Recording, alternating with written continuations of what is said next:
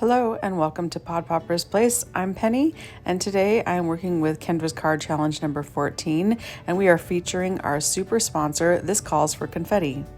This Calls for Confetti generously sent me the Happy Sentiments stamp set and the Happy Layering die set. I also purchased the Painted Patterns 6x6 paper pad and some gold sequins, and I will also be using some This Calls for Confetti sequins that I already had in my stash. Today I'll be using sketch number 7 from Kendra's Card Challenge 14 to create a shaker card. I used the two smallest dies from the set to cut my pieces for the sketch that call for the paper A and paper C on the top and sides of the center. I will also be using two concentric square dies to cut the frame for my shaker window. Besides the 3 sheets of patterned paper, I will be just using some cardstock from my stash. Although I did cut it from this video, you should have heard me laughing trying to say painted patterned paper pad. I felt like I was saying a tongue twister. So rather than put the strips across the top on the outside, I put them underneath so that they will frame my shaker window. I really like the simplicity of the patterns in this paper pad. They are really bright and colorful papers, but they don't have a specific theme, so it's nice that you can kind of just make them whatever you would like them to be.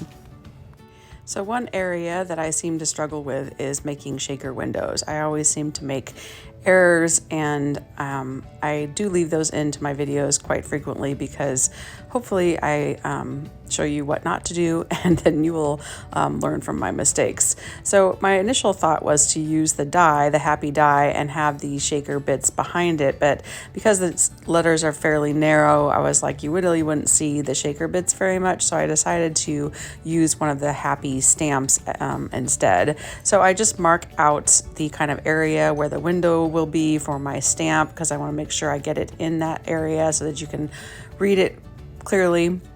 And I use the happy stamp that has that cutout in it so that I can use the birthday sentiment across the top there. I really love this look, and I think it's really fun that you could also stamp the birthdays separately on a different piece of paper and cut that out with the dies and then have that layering over the top as well. And it gives you lots of different options. I think the only thing I'm missing from this set would be a happy graduation. But is that something we say during graduation? Do we say happy graduation? But I think graduation would be a nice sentiment to have as well.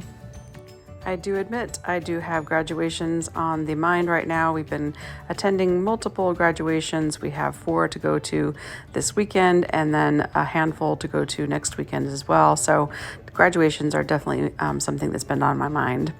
And I decided to use birthday with the pink ink so that it matches the paper. And I really like that you can have those different colors there. It makes it really pop off the page. I'm not sure if you'd be able to see the little pencil marks I had made, but I decided to erase those anyway, just in case. And I make sure that my happy fits in the window I've made. And this is where I make my mistake. I start putting my foam tape on without putting my actual cellophane window on first. So I realize what I've done, and I've had to remove the foam tape off there, and it kind of tore up my backing a little bit, but the front was okay, so I could still move forward. So instead I put my double-sided adhesive tape. I find a scrap piece of cellophane and I get that on the window, and now I can add my foam tape on top of that. I do use a double layer of foam tape. I really don't think I needed to, but a lot of times I only do a single layer and then wish I had done double. And this time I wish I had only done the single.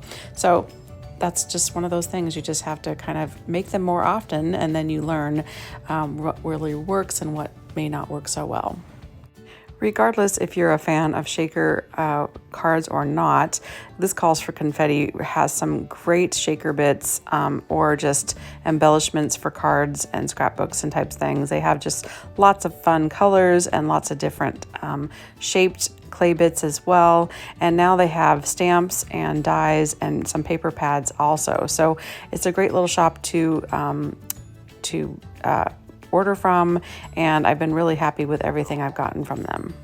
I chose 3 different confetti mixes to put in this card. The new metallic gold ones I just ordered, the Bring on the Bokeh pink, and also the butterfly blush clay polymer bits. And those are all still available on the This Calls for Confetti website. I end up putting quite a bit more bits in the shaker window than I need to. And I also put it in the window portion rather than laying it down on top of the happy birthday. And this seems to be a common error for me. I don't know why I think that I can put the top on without seeing it, because you need to be able to see what's showing through the window, right? So you will see that I try to lay the happy birthday on top, and I am just like so nervous that it's going to be laying on there crooked, or you won't be able to read the happy birthday through there. So I end up making a huge mess and try to flip it over on top after I've already put some glue down. And it works out okay. I end up getting the mess cleaned up, and I do end up taking out quite a bit of the bits that I put in because it was just way too much for this small window. I didn't want the happy birthday to not be seen in well enough, without like shaking it around. So just words to the wise, learn from my mistakes with these shaker windows. I don't know why they're such a pain for me. I like shaker cards. I just don't do them that often. So when I do, it's like I feel like I'm a total novice starting all over again, not even a clue what I'm doing. But I do love the look, and I really love actually how this ended up turning out. Rather than adding more pink cardstock, I decided to use black to help the happy sentiment kind of pop out a little bit more. So I'm going to use black cardstock to cover my layers in the background. And the black square, it is slightly larger than the 3 inches that's called for, because the white square was 3 inches. So I needed a little bit more to kind of pop out. So it's a 3 1/4 inch square. And so just that I get that little bit of an edge there. And then I also put the little side pieces on black backing as well. By the way, this is a video hop today, so please be sure and check out all the other contributors in the hop. There is a playlist in the description box below. And this is a giveaway hop as well, and you have the opportunity to win a digital prize from @Cards by Kendra. So be sure and fill out the prize form below to have a chance to win that. If you are new to Kendra's Card Challenge, it would be great if you would go over to Cards by Kendra's YouTube channel. She has some videos explaining the card challenge and giving you all the details, as well as the links for the PDF files that you can download to access all of the sketches in the challenge. If you choose to complete the 15 sketches, be sure to take a photo of all 15 of your cards and submit it on the Kendra's Card Challenge Facebook site to be entered into the drawing for an opportunity to win a prize. This Calls for Confetti is one of our super sponsors that does provide prizes and as well as materials to the design team. So we thank you, This Calls for Confetti, for your generosity. The design sketch does call for an embellishment in the bottom left-hand corner, and I almost forgot that and was going to be ready to put on some of the last sequin touches to my card, but then I remembered that, and I had this leftover butterfly from a previous project, and it turned out to be perfect since I have little butterfly bits inside the shaker window. I needed to be extra generous with the foam tape for the butterfly on the one side. I had to triple layer it so that it would be even with the little shaker window. But I think it looks great with the little butterfly bits inside. It just kind of finishes it off. And then I add a few more sequins on the outside as just an extra touch. I want to thank you for spending this time with me today.